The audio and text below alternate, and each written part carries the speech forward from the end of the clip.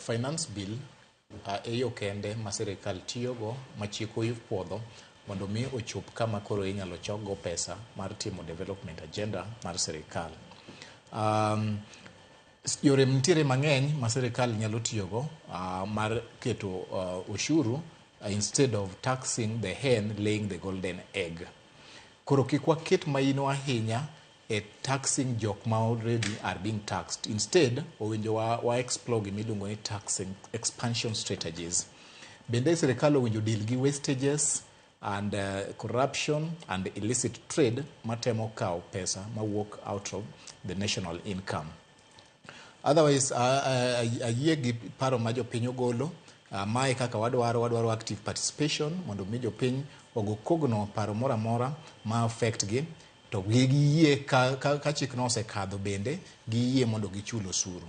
To nitiere gik ma sirikal bende owinjo tigo machalo kaka technology, education, to gi expanding the economy mondo mi watigi wayud yore mang'eny miyudogo pesa. One of them madwa wacho mogik en yore mag trying to expand exports. Exports ma Kenya ka ni piny kabisa, to wa import a lot. They were made the strategies moko mwanyalo create go industries mondo mi industries go ogol nweng'o mang'eny mondo water oko mondo konywa deal gi issues mag foreign exchange and stabilizing the currencies.